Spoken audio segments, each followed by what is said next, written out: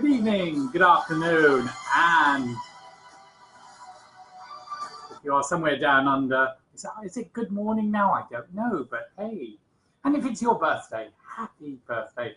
This is Ben Chai, the Doctor Who of business, and if you've never heard me broadcasting before, I normally do property broadcasts on a Monday and business broadcasts on a Tuesday to help you, I don't know, get the success that you want.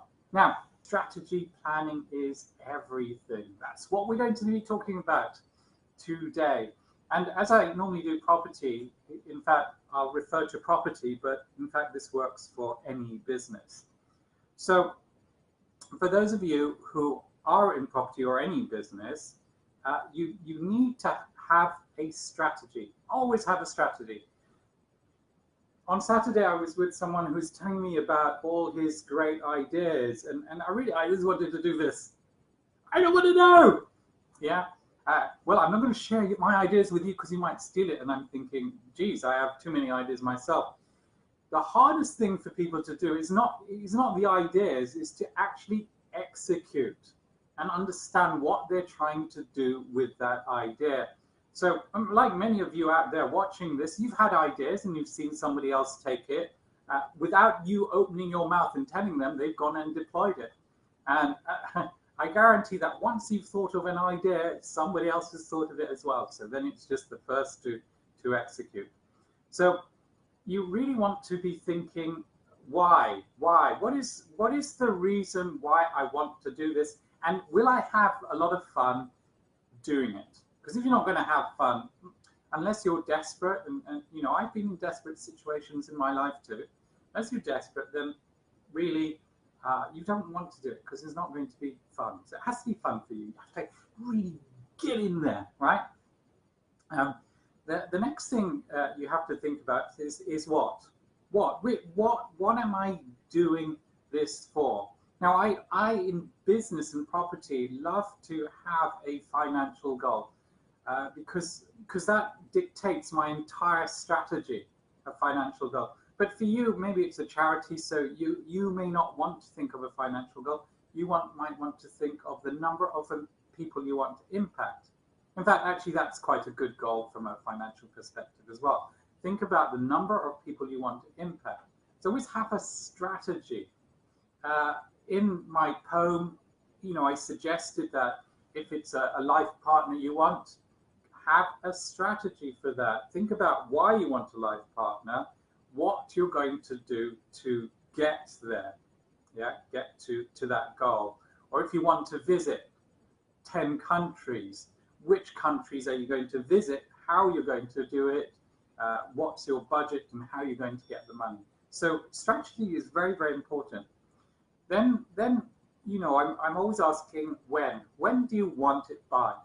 So in property, if people have a financial freedom figure of £5,000 a month, they might say to me, look, Ben, I want to have this money in 12 months' time. And I will look at their skill set and what they're doing, and I will say, that's not possible.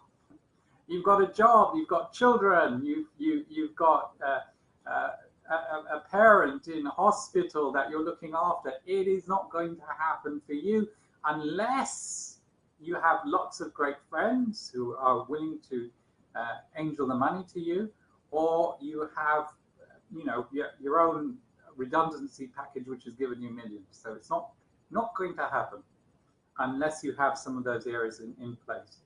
So I will have a look at the when. When do you want it by in the strategy, and then think, okay, look, this is what you're going to have to do. And then the how, this is how you're going to do it. And then I'll talk about the worst possible case scenarios, like what if you're ill? And this is why I love having teams and people to outsource to. In my property business, I found that I could not travel because, you know, if there was a problem, then I would not be there to fix it for the students. So I had people around me. Apart from my letting agent, I had my gardener who also doubled up as a handyman, my handyman, the gas people. Now, of course, they didn't like work for me. They weren't employees. They were just people out there who I could like phone up if I was on holiday and say, listen, XYZ student has this problem. Could you pop around for me and sort them out? Which gave me that freedom. You know, see, people talk about financial freedom, but if they're not in their business, then they're actually, because they don't have a team, they're not actually free. They might have a lot of money, but they're not free.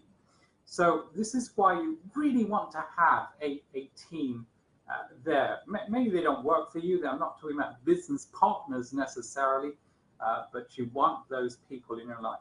And then, you know, the risk, the negativity. I love negativity. People say, I just want to be around positive people. And I'm thinking, no. You want to know the worst possible case scenarios and try and think about, is that scenario likely to happen?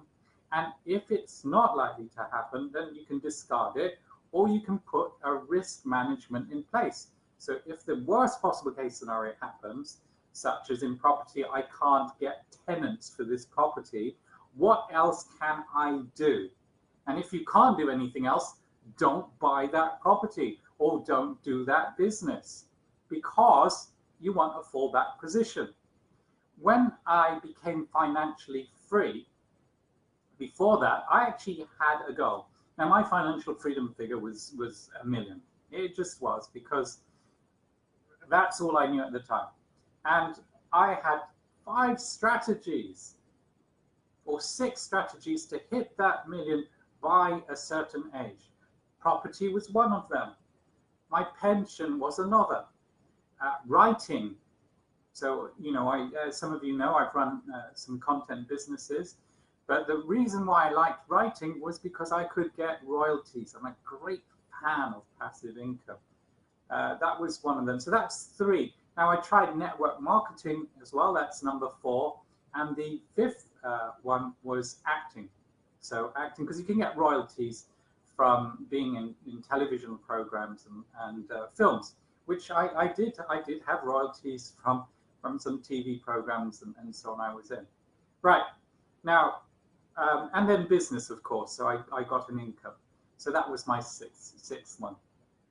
Now, not all of them worked out. I was terrible at network marketing, so that was great. That was one that didn't work out. The pension failed, even though I worked with the amounts that they proposed at the time. So I put in a certain amount every month to hit that millionaire figure. But it's only reached half a million even today. So the pension failed. A combination of property with my business actually helped me hit that, and the royalties from the content. So it was 3 things that actually helped me get that financial freedom figure. But I had some strategies there. Now, some of you will be thinking, but then I can't do all of these things at the same time. And I would agree with you, I didn't. Like putting money into a pension, I don't have any focus on doing anything. The property was a passive component. I'm not like the property business I have today was very different from the way I was investing in property.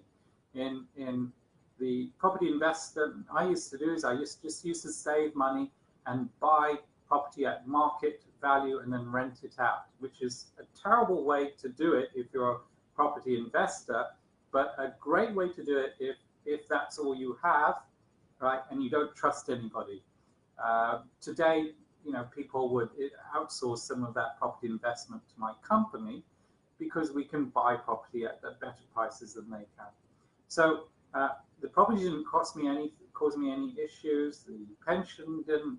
The network marketing did a little. It did defocus me, and probably I would never do that again. Although if you are new to business, I would say all the time do network marketing. And the reason is you can find out whether you like business or not. So network marketing causes you to go out, you know, evenings and weekends. And if you really don't like that, or it's too much for you, or it stresses you out too much, then perhaps that's not the thing for you. The reason I like it is it's a small amount for entry, like, you know, a couple of £100. So you can learn business and meet great people. by doing network marketing. Anyway, it never worked out for me. But my business did in technology. That helped me, and education and training. So the business that to combine everything was a tech business that did education and training in tech. There you go. So have a strategy. Now, I worked on a 10-year plan. These days, I help people work on 5-year plans, because if you have everything in place today, and because of the internet, it is possible to get your financial freedom figure in 5 years. But I had a 10-year plan, and I had these strategies working, and that's all I did, is work at that plan. And that's it, really, guys. Have that strategic plan. It's like really easy, and this really bugs me.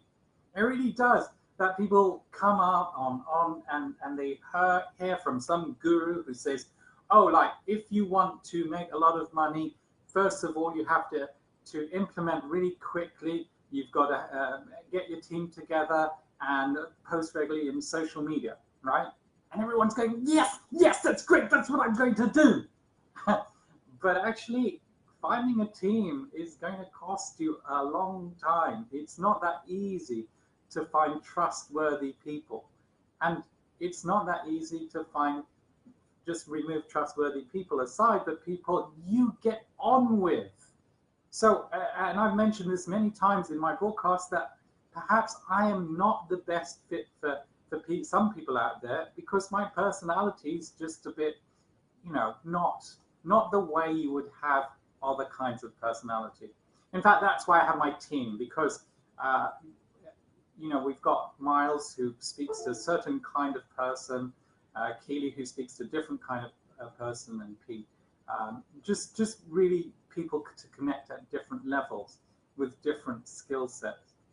And again, with that risk as well, you know, if you've got an online business, you still, I'm sorry guys, you still need a team.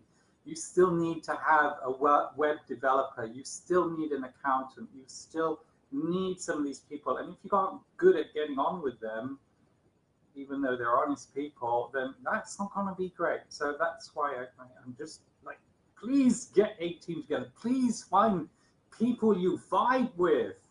And maybe they will betray you. Yes, maybe they will. So I've had my fair of betrayals, but it's normal. It's normal. It's to teach you not to keep giving away all your money and power because you feel sorry for somebody. You've got to help you.